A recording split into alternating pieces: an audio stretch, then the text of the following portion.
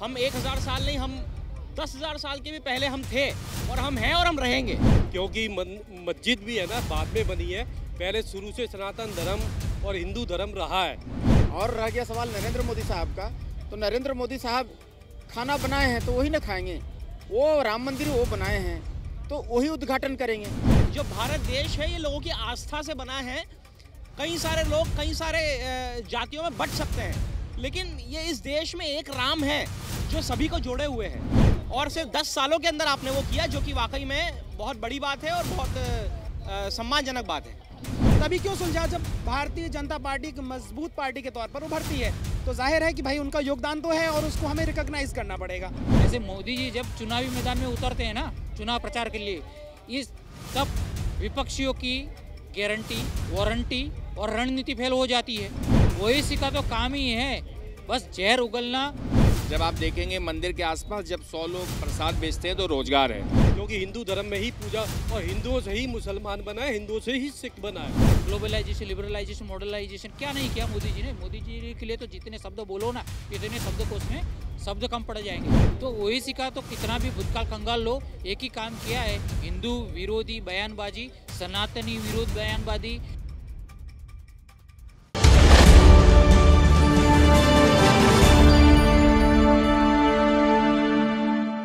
नमस्कार दर्शकों, आपने देखना चालू कर दिया द न्यूज़ 15। मैं हूं आपके साथ सक्षम तिवारी।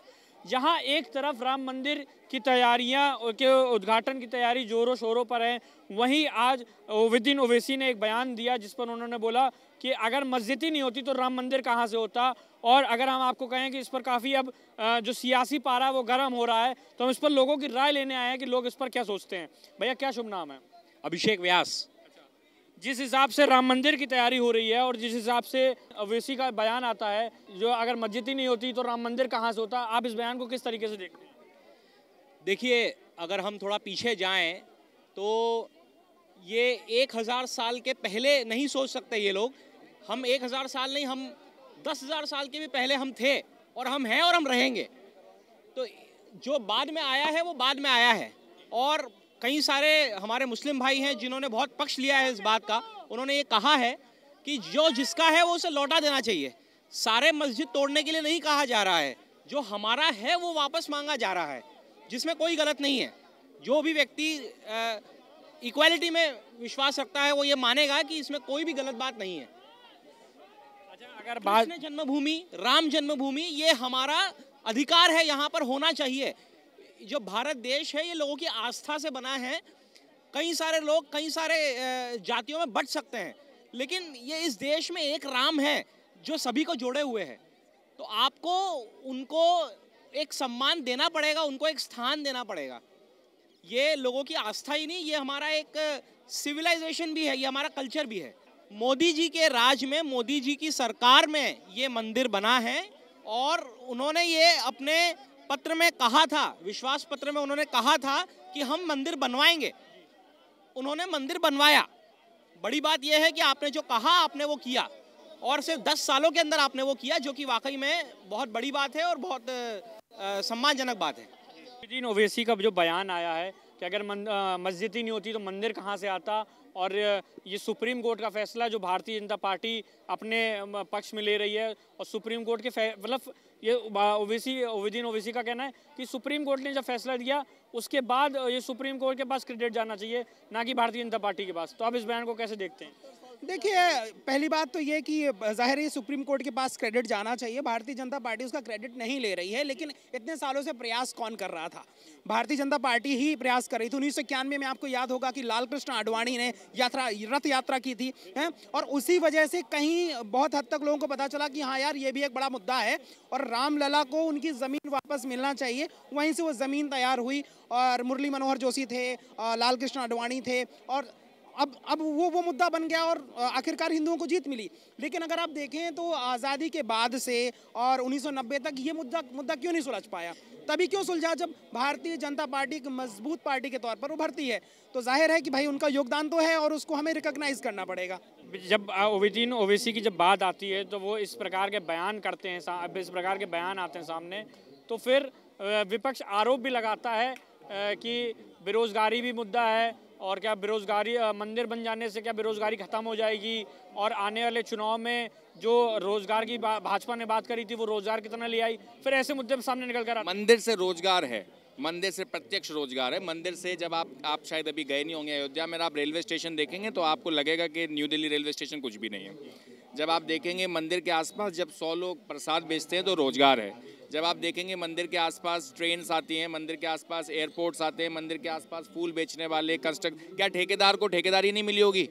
क्या वहाँ रियल एस्टेट पर पढ़ा लिखा व्यक्ति अगर प्रसाद बेचेगा तो फिर कैसा चलेगा? इट्स नॉट अबाउट ओनली प्रसाद बेचना। आप सबसे बड़ी चीज़ है कि मंदिर उनके मुद्दे में था, नहीं बनाते तो भी दिक्कत, बना दिया तो भी दिक्कत, राइट। एयरपोर्ट्स की संख्या, आप कहना चाह रहे हैं कि जो नारा निकल कर आता था मंदिर वहीं बनाएंगे लेकिन तारीख नहीं बताएंगे, अब तारीख बता दी तो अब उसमें भी कष्ट है। उसमें देखिए विपक्ष का काम क्या होता है, विपक्ष का काम है सकारात्मक भूमिका निभाए। विपक्ष इस वक्त, कांग्रेस के पाप इतने गहरे हैं, इतने जड़ें इतनी गहरी हैं कि उनको निकालते निकालते ही बीजेपी को 50 साल लग जाएंगे और उसको कुछ करने की जरूरत नहीं है। As far as the OBC is concerned, सबसे प्रिय आदमी ओबीसी है। जब तक ओबीसी तब तक हमारे कम से कम 10% वोट ऐसे ही बढ़ते रहेंगे। अच्छा, बिल्कुल। तो हम यहाँ और भी लोगों से यहाँ बातचीत कर लेते हैं, और जो लगातार जिस हिसाब से बातें निकल कर आ रही हैं कि ओवैसी ओवैसी का जब से बयान सामने आया है तब से सियासी पारा लगातार गर्म होता जा रहा है। हम यहाँ पर लोगों से बातचीत कर लेंगे।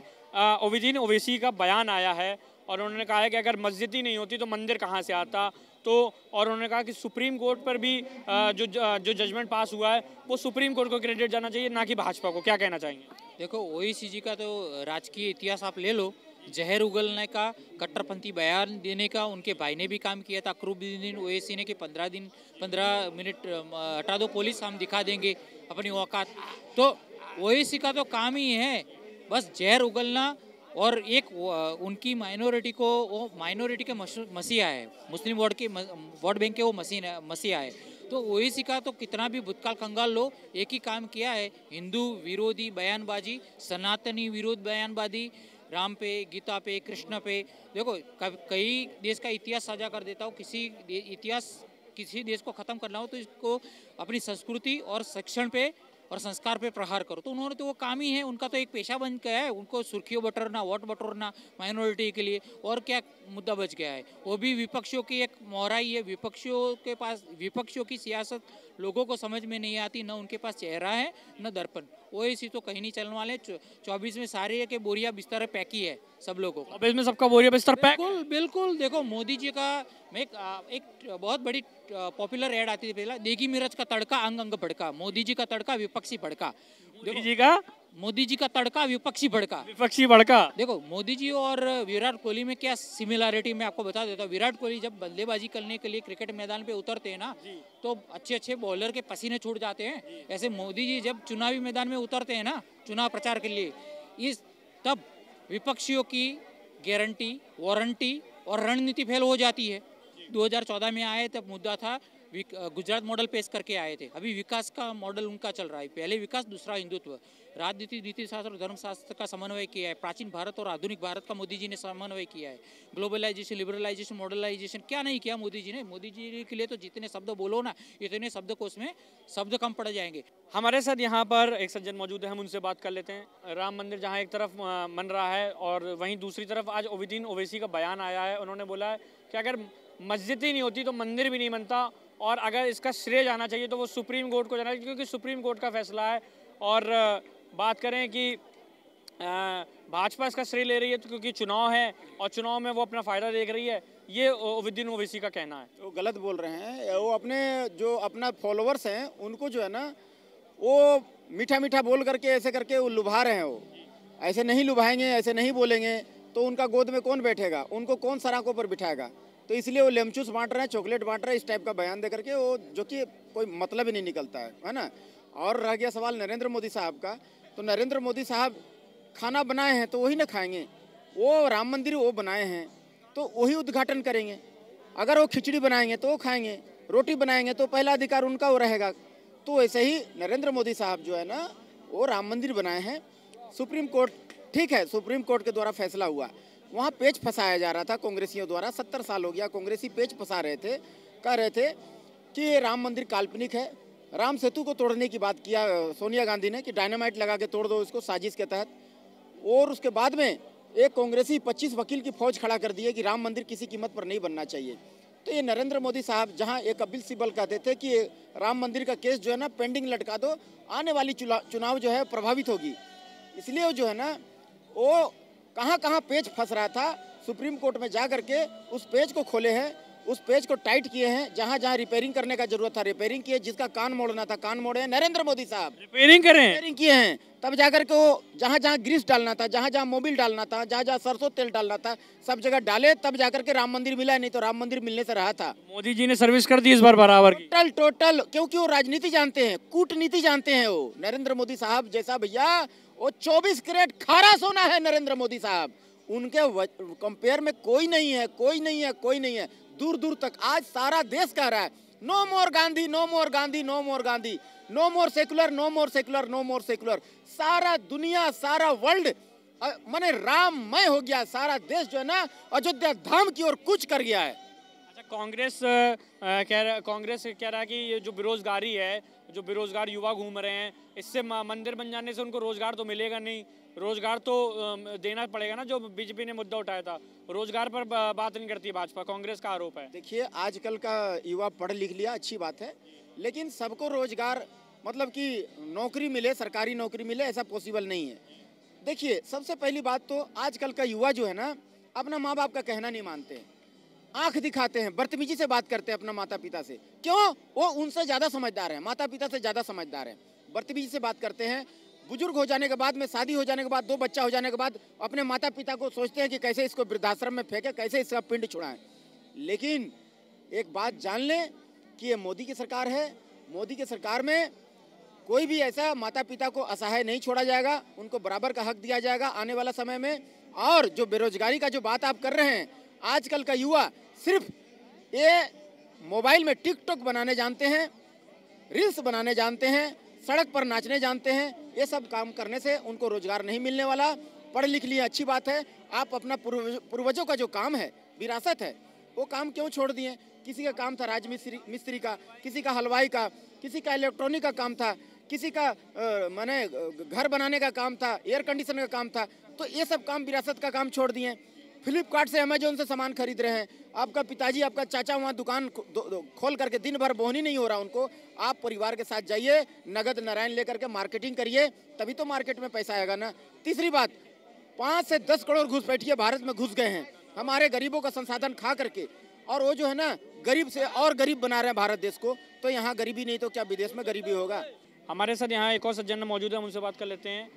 ओवैसी ओवैसी का बयान आता है आज कि अगर मस्जिद ही नहीं होता तो मंदिर कहाँ से बनता, और ये जो श्रेय भाजपा ले रही है, श्रेय भाजपा ना ले, ये सुप्रीम कोर्ट का फैसला है, और सुप्रीम कोर्ट का फैसला जो आया है तो सुप्रीम कोर्ट को श्रेय जाना चाहिए, ना कि भारतीय जनता पार्टी को। देखो जी, ओवैसी जी जो बयान दे रहे हैं ना, वो सरासर गलत बयान दे रहे हैं, क्योंकि मस्जिद भी है ना बाद में बनी है, पहले शुरू से सनातन धर्म और हिंदू धर्म रहा है, क्योंकि हिंदू धर्म में ही पूजा, और हिंदुओं से ही मुसलमान बना है, हिंदुओं से ही सिख बना है, पहले हिंदू है बाद में और कास्ट बनी है।